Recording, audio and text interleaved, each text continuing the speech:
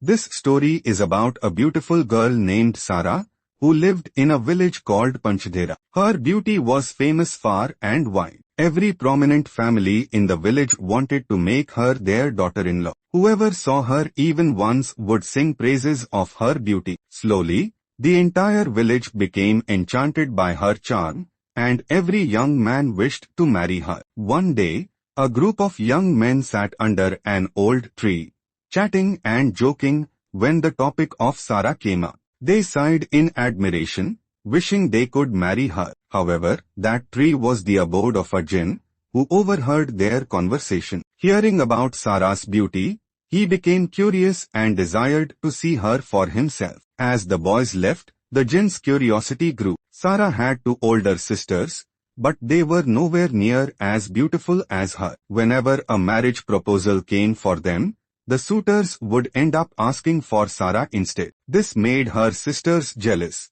and they started mistreating her. Sara's parents, worried about their responsibilities, called a matchmaker to find a good proposal for her. Many wealthy families showed interest, but her parents were hesitant, thinking they were not suitable. Sara's beauty, once a blessing, now became a problem. Young men taunted her, blaming her for their troubles. She became sad, wondering why she was treated unfairly when she had done nothing wrong. One day, as Sara was heading to the market, a few boys blocked her way. One of them grabbed her hand, and though she struggled to free herself, she failed. A crowd gathered, watching the scene unfold. Sara screamed for help, but the boys only laughed. Just then, a young man with a radiant face stepped forward. He swiftly rescued Sara from the boys' grip. Without a word, she ran away. The mischievous boys then turned on the stranger, thinking they could teach him a lesson. But to everyone's astonishment, he single-handedly defeated all 5 of them. Scared, the boys fled. The next day, a neighbor lady visited Sara's house and narrated the entire incident to her parents. She also told them how the young man bravely defended Sara. That evening, Sara sat by her window, lost in thought. Suddenly, she saw the same young man standing outside. Shocked, she quickly moved away, fearing someone might see him. Before she could leave, the young man called her name. "How do you know my name?" she asked. Smiling, he replied, "Is there anyone in this village who doesn't know you?" Sara frowned. "Why have you come to my house?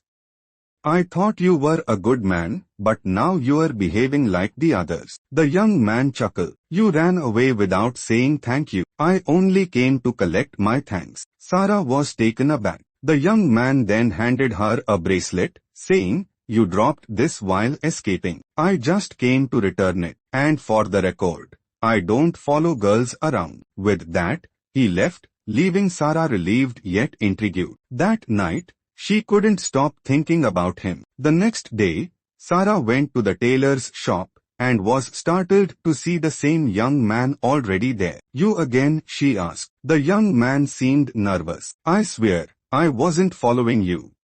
I got here first." Sara found his flustered state amusing but said nothing. Meanwhile, her parents continued searching for a groom. Finally, a wealthy man came with a proposal. But when Sara saw him, she was shocked. He was old, with 3 young daughters. After the guests left, her parents discussed their dilemma. Her mother sighed, "We're exhausted. No suitable boy is coming forward. This man is rich and eager to marry Sara, but he is much older." Her father added, "Her sisters are still unmarried, and I fear that if Sara stays, it will be difficult for them to get married." Sara overheard everything and felt miserable. She returned to her window, hoping to see that young man again. To her surprise, he appeared just then, but she panicked and ran inside. Later that evening, she was shocked to find him inside her house, talking to her parents as if they had known him for years. "Who is he?" she asked her father. Her father smiled. "His name is Zafar. I met him a few days ago. He helped me carry some things. He recently moved to our village." Sara was surprised. Her parents had already grown fond of him. He would often come for lunch, and over time, he became like family. But despite their growing friendship, he never spoke about marriage. One day, unable to hold back her feelings, Sara confronted him. My heart belongs to you now. Let's get married, she said. Zafar's expression darkened. Seeing this, Sara continued, if we don't, my father will marry me off to someone else. Tears welled up in Zafar's eyes, and without saying a word, he walked away. Sara was heartbroken. She decided she would never see him again. But days passed, and she couldn't stop thinking about him. When she heard that Zafar had fallen ill, she rushed to his house. She found him burning with fever and took care of him daily, silently nursing him back to health. But now, their conversations were gone. One day, unable to bear the silence any longer, she confronted him. What do you want? If you love me, why don't you marry me? And if you don't, then at least be honest. Zafar took her hand and led her to the old tree. He made her sit down and said, will you listen to a story? Sara nodded. This tree is my home, he began. One day, I overheard some men talking about you. I became curious and decided to see you. I only wanted a glimpse, but once I saw you, I couldn't stay away. Before I knew it, I had fallen in love. But love between us is forbidden. I am not human, Sara. I am a jinn, and I have been alive for 900 years. Sara stared at him in shock, then burst into laughter. What a ridiculous excuse. If you don't want to marry me, just say so. There's no need to make up such a story, she scoffed. She turned to leave, but a cold hand caught her wrist. When she turned back, she gasped. Zafar stood before her, not as the man she had known, but in his true form. Sara's world spun, and she collapsed, unconscious. She woke up in her own bed, surrounded by her family. How did I get here? She asked. Her mother frowned. What do you mean?